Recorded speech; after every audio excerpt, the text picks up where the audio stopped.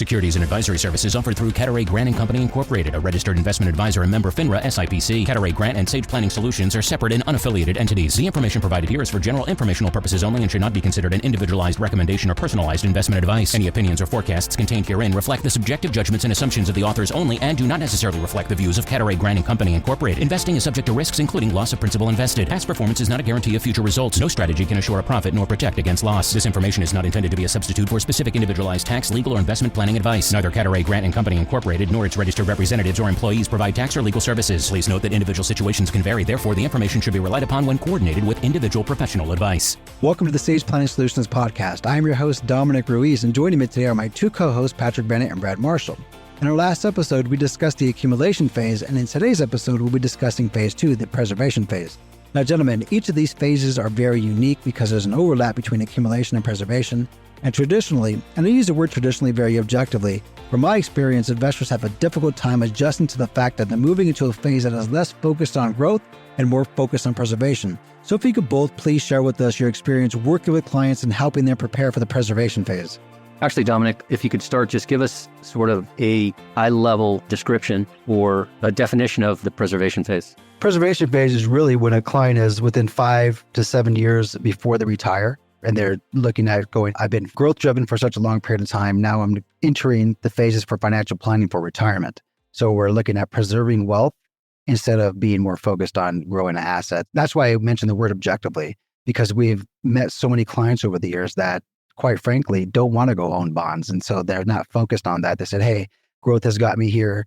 I'm okay with that. I don't understand bonds. I never purchased bonds, which is why I use the word objectively. But it's a preservation stage. We're going to go into retirement and have more risk in our portfolio. We want to scale that back a little bit. That's great. And I know Pat's going to have some great stories for us here. I can't wait to hear Pat's stories. But one thing that, because people are confused, obviously, about why go into preservation, why preserve when the market always goes up. So the one thing that's important to understand here is, and I'll use a buzzword, it's sequence of returns. You can't time the market, but you can definitely retire into a down market. And if you retire into a down market, it's painful because you're taking distributions and the market's down 10, 15, 20, and even more if you think about the Great Recession. And because you're withdrawing monthly, annually, it's that much harder. Let's say you take 10% out, 5% out per year, you have that much less money to recover when the market returns. And so the sequence of returns is important when you're thinking about preservation. And so, Pat, I'll kick it over to you. I know you've got some great stories for us. I guess I'll just start off by saying that this is usually not done. And I think most of the onus goes on the financial advisor because we never really elucidate it. We never make it real clear to folks. Here's where you are and here's what I think we should be doing. And the problem with that is that moving goalpost. And I'll give you two examples. The first off is, hey, I'm going to start pulling money out in 6, 7 years, right? So I'm 65 years old and I have an RMD, required minimum distribution, coming out at 72 or 73, wherever that is now. And when the market's going great, people can say, yeah, you know what? Things are going pretty good. Let's just let it ride, baby. Let's just do this, right? And it's hard to make the right decision because you could look back and if you want to do some sort of attribution of how you would have done if you just would have stayed fully invested in equities, it could have been pretty good. And the other side of that coin is when people say, hey, I'm over at Fidelity and they had me in this thing called a lifestyle fund. And they put me in this lifestyle fund because of my age. And because of my age, it's 60% bonds. Well, what if someone's retiring this year? They just lost 20% in the bond market, probably more, because interest rates just absolutely shellacked people that had these long-term bond funds with 20, 30-year maturities. So it really comes down to the advisor talking with the client and them coming together with, hey, why don't we do this with this percentage of the money? Why don't we lock up distributions, say, of X amount of dollars for the next 3 years by having a bond coming due in 1 year, having another coming due in 2 years, and another in 3 years. So we know that money is going to be there when we're ready. Because in preservation, it doesn't mean you could stop taking risk. With very few exceptions, there are no mathematical certainties and there's certainly no guarantees. And so it's just a real tough thing because for decades, the investor has been subject to the whims of the market. And when the market's going up, they feel confident. When the market's not going anywhere and there's lots of bad news, like right now, We have great economic underpinnings, but terrible narrative. So it's a real hard thing for people to do. And let's face it, financial advisors can do a poor job at this too when it comes to communicating the importance of it. I'll agree with you on that. And what Brad has said is you can't time a market. There's a saying in the quantitative world, the technical world, where you could time a market, but you can't predict one. I know many people have a very difficult time wrapping their mind around what that actually means. The one concept that people have a hard time with is I'm getting ready to retire. And as I had mentioned, so many people have made a lot of money, especially here in Silicon Valley. They just don't want to come to terms with, I have to buy bonds. I have to get more conservative. The market's high. I want to stay invested. I understand that. But at the same time, when that bear market's right around the corner, like in 2022, we were in a 40-year plus bond market. Interest rates are declining. Bonds had pretty good returns over that time frame. And if you had someone that retired, actually, we've all met people in 2022, 23 that still have bond funds that are down 20, 30%, or clients that had them for a long time and they refuse to sell them. And next thing you know, they're down 20, 30%. They're like, why didn't you ever tell me? And we're like, well, believe me, if you're concentrated in equities, if you're concentrated in bonds, our job is to let you know we're going to help you. And if you want to listen, take the advice, which is why you're paying us, you're going to listen. And if you're not, they're going to look at us and say, and point the finger and blame us. It's a very difficult conversation to have.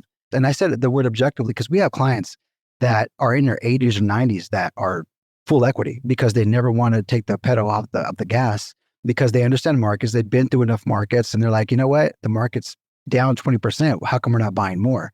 Then we have people in their 40s that are extremely risk averse and they can't even look at a stock. Yeah, that's a good point. So Brad, you said sequence of return, which to those of you who don't read this stuff all the time, it just means, hey, you could have 5 decent markets. Out of those 5, one's really great. And then that 6th could be so terrible that it wipes away the gains you made over the last 3 years. And so there's this great Eisenhower quote where it says, plans are basically worthless, but planning is essential.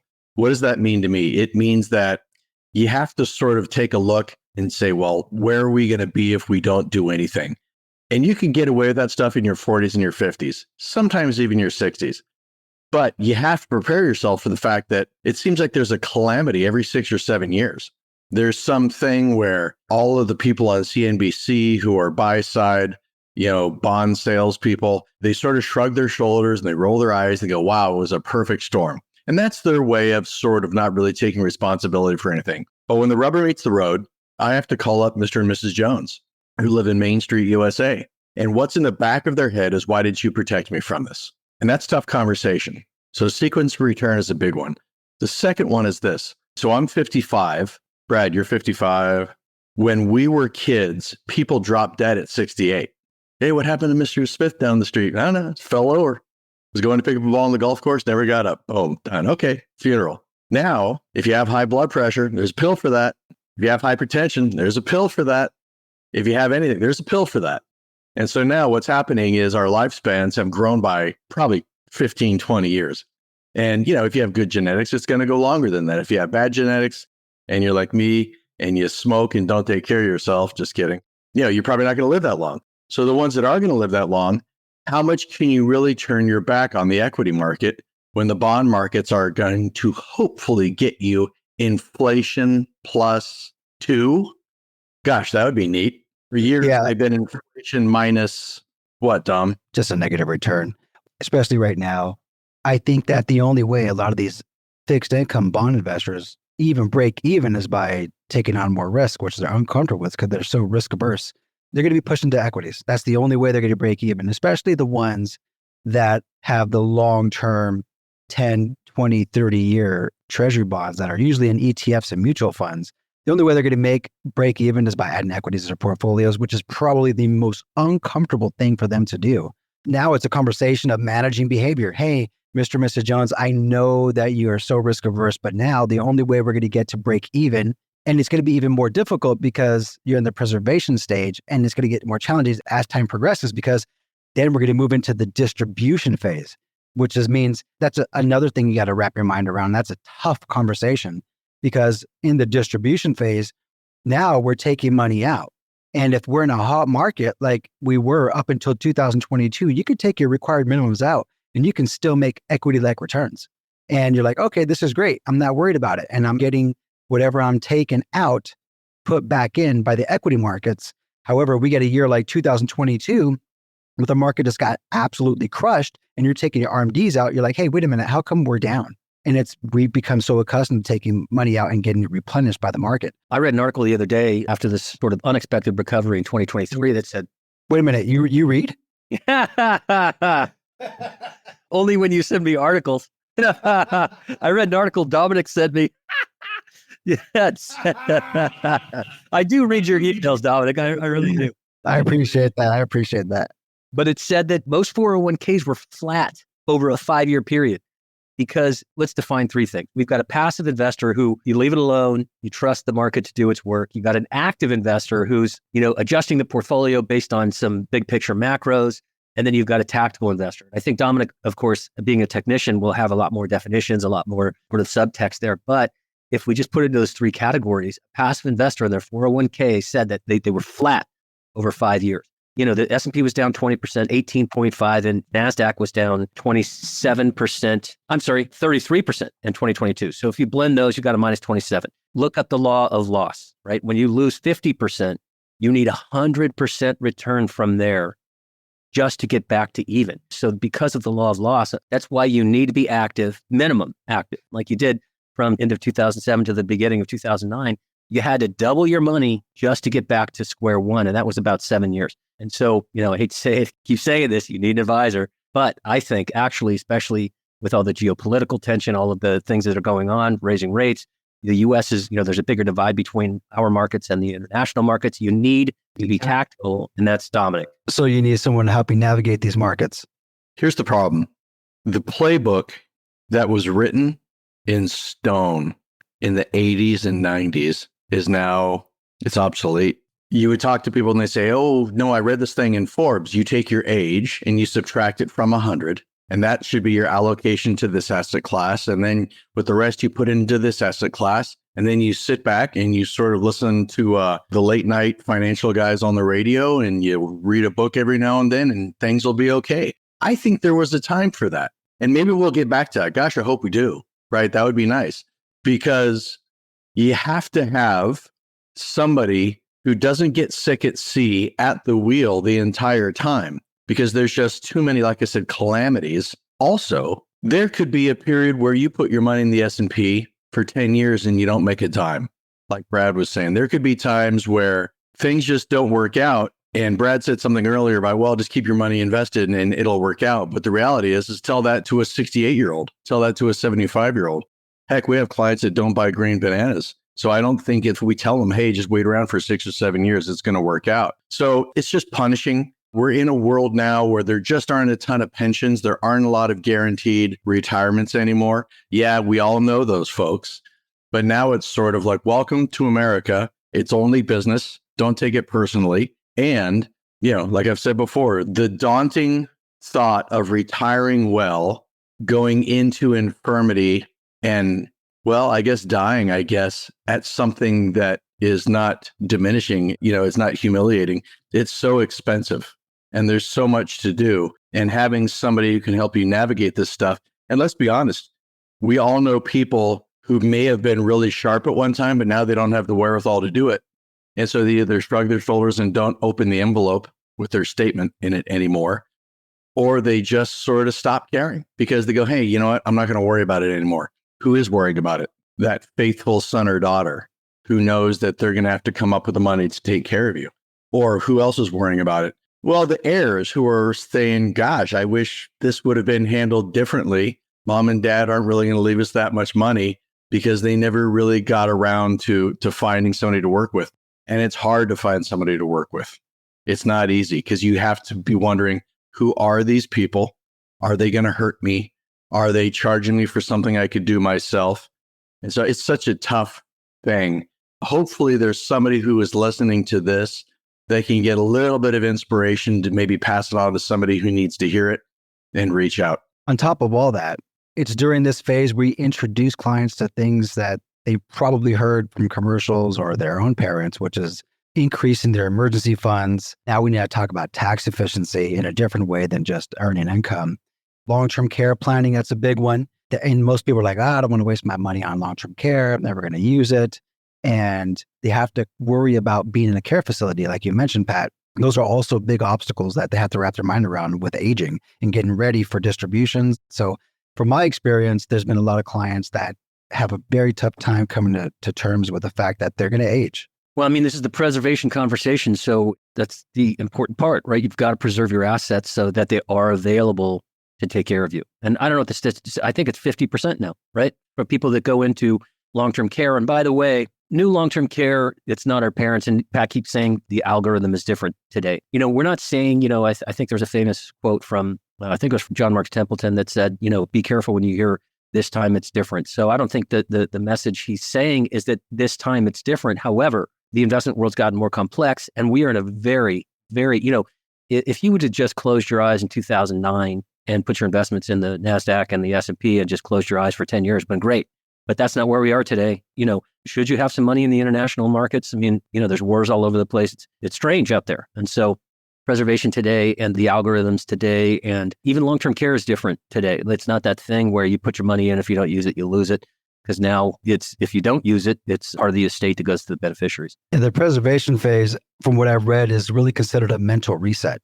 And as we had mentioned many times, is start young, right? And this way you have 20, 30 years to prepare yourself for this stage. And then again, you have another 5 to 7 years before you can prepare yourself for the distribution phase. One of the things that sort of jumps out at me is that we're sort of creatures of habit. You're told at a young age, put your money into the 401k, the same amount of money in from every single paycheck, or at least the same, an increasing percentage. And you get into these long-term behaviors and long-term patterns. And most people do a really, really good job at that. They're very, very good and diligent in doing that.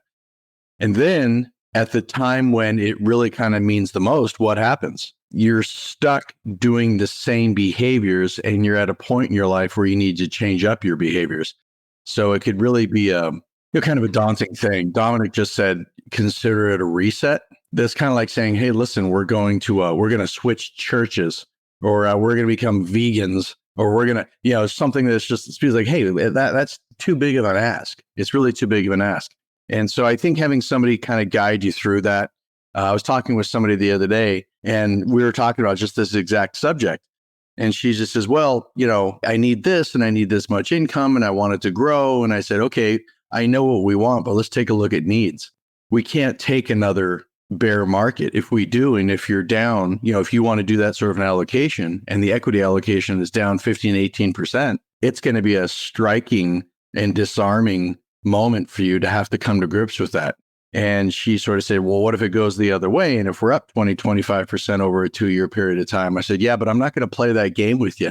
We're not going to do the what ifs. I'm not in the what if business. I'm in the results business.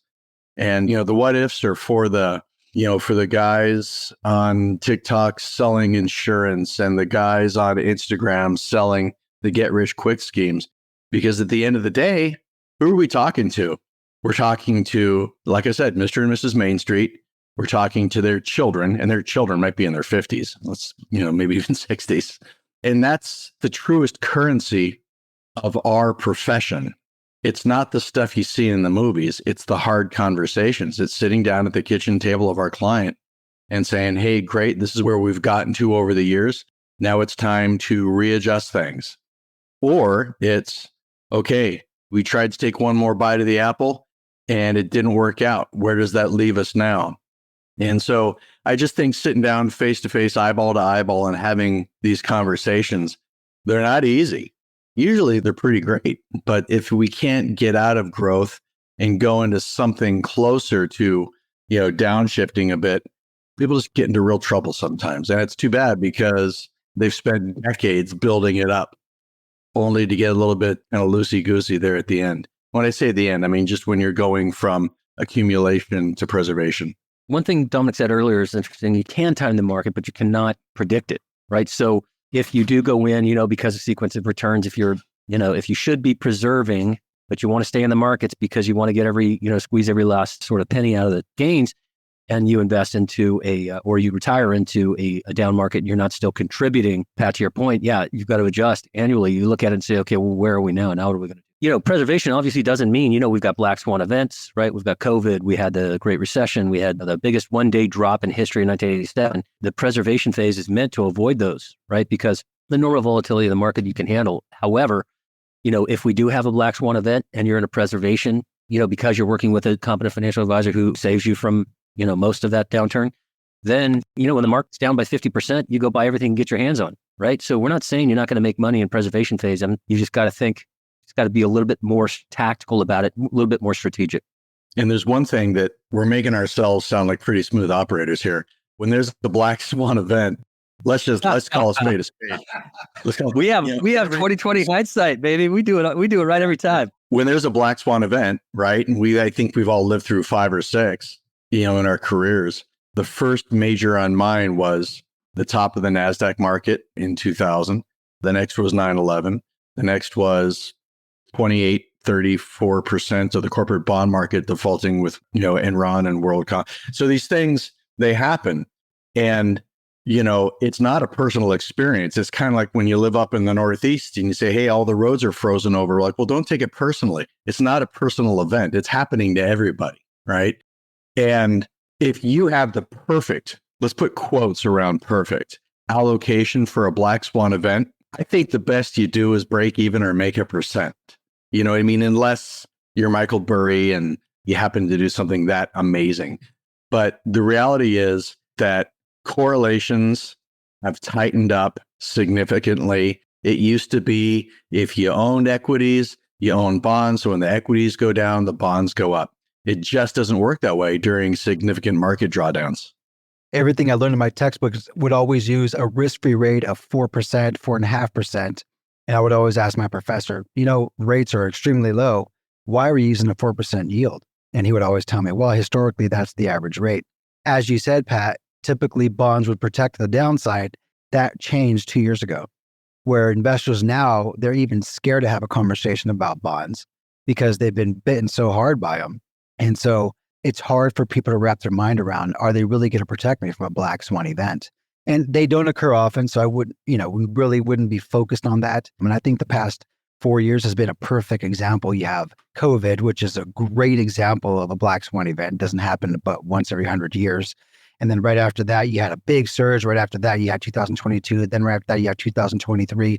So if you look at history and you say, hey, how often do these types of events happen?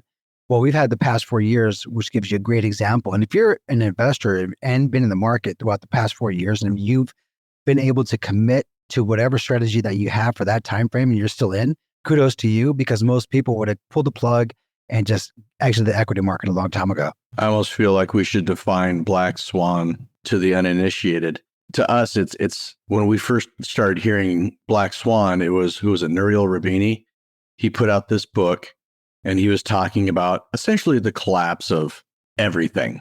And the guy made a lot of money selling the book. And he's a really, really smart guy. And when things get a little sketchy out there, any financial network scrambles and trips over each other to get him on the air. What do you think is going to happen next?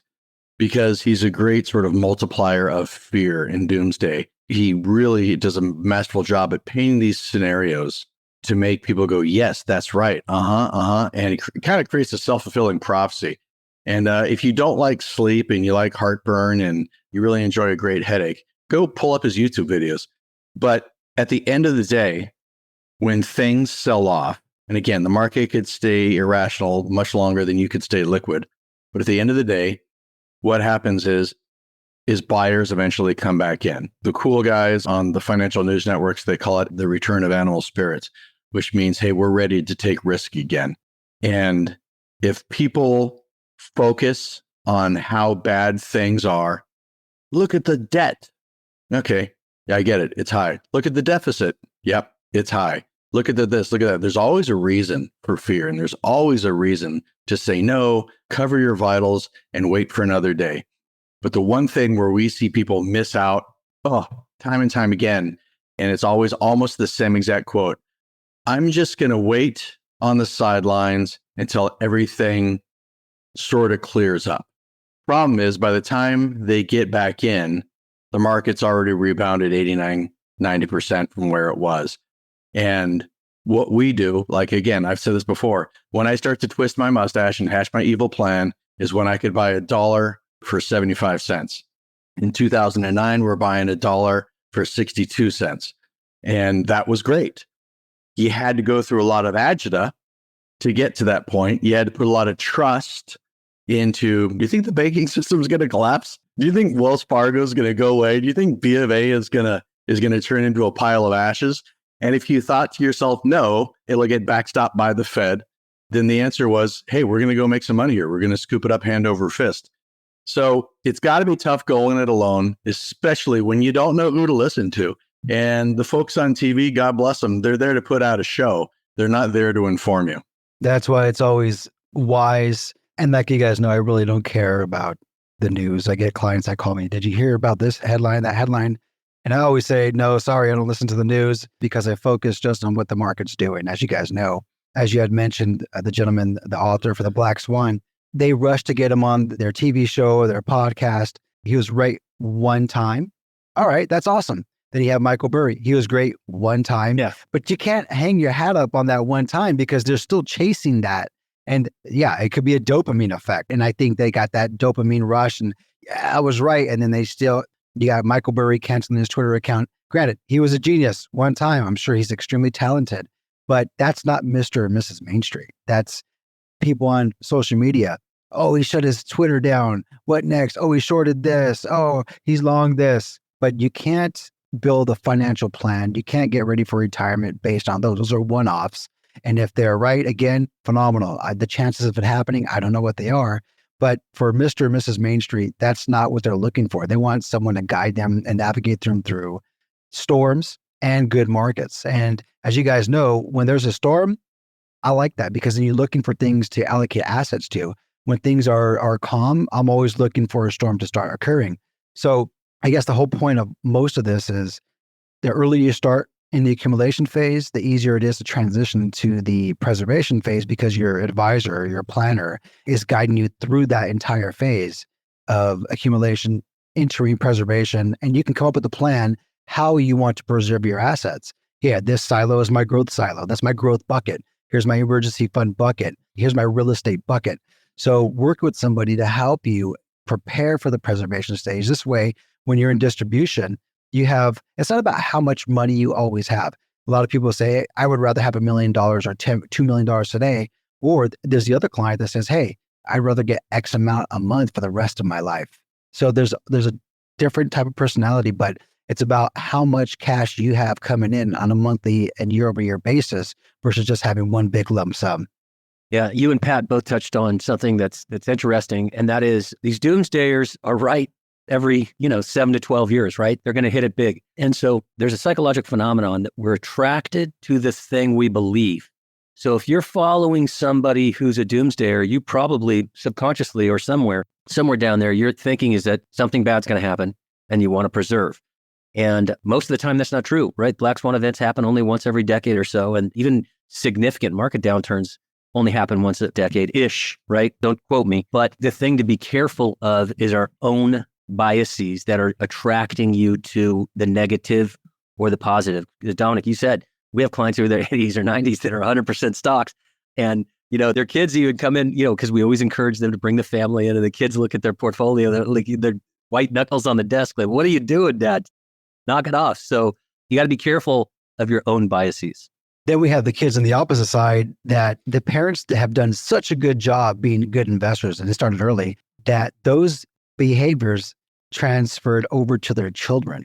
And there's been times where we've worked with generations of families where they inherit their parents' assets, they become my clients, and they have the same investor acumen as their parents did, which is highly unusual. But if you do get that and you're teaching your children at a young age, hey, this is how you invest money. If you have extra money, you should be investing it here. And they have just an automatic contribution to their investments. So it's like you're working with the parents all over again. We had clients in the 80s, 90s. They're very much, I want to grow. My kids are going to inherit it. I don't need the money. And this isn't everybody, but this is the people that we work with. And their kids had that same acumen, which is, that's the biggest blessing for a financial advisor, is if you inherit the children and the children are your clients and they have the same investment acumen as their parents did. Actually, I think that, and this is off topic, but I think that'll be a great conversation. We should put a pin in this and do a podcast on parents teaching their kids how to invest and getting into investment strategy, getting into, even at a lower level, like saving and investing and, checking accounts and that kind of stuff. So I think that that's a great topic to cover because, as we know, a lot of the kids don't have the same acumen and they sort of let their parents do it. And then it lands in their hands when they inherit it. So what do you guys think of that? One of the things that I've seen work, and again, raising kids, if I tell them what to do, what are they going to do? Tune out. But what a lot of our clients will do is they'll say, hey, Pat, can you talk to my son or daughter about this and show them how to do that? And so that's a happy conversation. That's easy, right? You could say, okay, and they're super inquisitive, right? How would you do this? How would you do that? And also they're going to bring things to the table that we probably don't use, right? There's different apps out there that can force savings and things like that. And let's face it, some people are savers. I don't ever want to lose money. Some people are investors. I'm willing to do this. And some will just not do it until the pain threshold gets to a point where it forces them to do it. Now those same savers are just getting crushed by inflation. Even though inflation has ticked down, they're realizing, wow, okay, it looks like I got to take one step forward on the risk curve because holding cash or holding the CD, a year ago, the CD rates were a lot higher than they are today. Adjusting for inflation, now they're back to be negative. So let's also be fair to the savers here a little bit. We do, when we tell people, okay, like, what do you have in your bucket one? Bucket one is, this is not your operating account at the bank, but this is what if something happens where you need to get a new car, put on a new roof, you have a medical emergency, because we don't want you going into your investments to liquidate to have to pay for that stuff. So yes, there is a place for the bank. It's a limited place. However, the savers, they say, hey, look, I'm getting 4% on this. I'm like, all right, great. Let's take a look at inflation. What's inflation right now? Let's look it up. And let's say it's 5. And then what are you going to pay taxes on that 4%? Okay, so now you're left with 3. Inflation is 5. So you just made a real return of -2. Most people, I don't think that hits them in the head, but not in the heart, right? They'll go, okay, I understand the math, but I also understand I don't want this money to go down. So, okay, fair enough. The masters, the absolute masters at understanding this are widows who've been widowed for 10, 15, 20 years because they understand the rising costs of things maybe better than anybody. They understand, hey, I was told by my husband, just roll these CDs over and over and over because we were getting 8 and then 7, then 6, then 5. But now I can't even afford to. And you know how that story plays out. So here you are, this guy trying to convince this widow of years, of decades, of why she should pull money out of the bank and try to focus on dividend stocks or different things. It's weird. But at the end of the day, intuitively, they know that you have to be able to keep up with inflation. Yeah. I mean, preservation doesn't mean a bank account. So preservation doesn't mean zero return. It just means more conservative. I shouldn't even say conservative, more risk-averse returns in the market. And again, if we have a significant downturn, guess what? We're going to recommend more stocks. So preservation doesn't mean low to no return. I think we've said it all, or I think we've said quite enough. Yeah. So our next episode is going to be the distribution phase, which is an extremely challenging phase. We all have a lot of experience working in that phase. And I had mentioned a lot of people have a difficult time with that because since 2009 up until 2022, markets have shot straight up. They've had their ups and downs, but if you're taking your RMDs out and you have that lot of equity exposure, your accounts are being replenished by whatever you took out. So we'll be addressing that in this next segment. So upon closing, gentlemen, is there anything else that you guys have for the preservation? It's going to be a difficult conversation. It's going to be one that has to sort of be real clear-eyed and full-hearted in terms of, okay, here's where I am now. How much of this am I really willing to risk come the next downturn? And we're not going to tell you what to do. We're not going to say this is the way that the playbook says you do it. This is a you and me talking to each other and figuring out what works for you and your family. And we've done this a lot for a lot of people, so we have some experience and we can help you along the way. But there is no absolute right way, even though I think the trade publications and the professors of old would say this is what you do. It just doesn't work that way anymore. Things are far too fluid. And it's buckets. right? Just we're going to redistribute your buckets. Just going to put different things in different places. And there may be some buckets. We're even looking at, Dominic's really good at looking at the alternative bucket and reducing volatility in the portfolio and getting some returns when the market's going flatter. Haywire. Anyway, that's it. Until then, next episode is going to be distribution, and we thank you guys for tuning in. Have a great evening. Bye, all. Thanks for listening to the Sage Planning Solutions podcast. Be sure to subscribe so you don't miss the next episode. If you want more information, visit our website at sageplanningsolutions.com.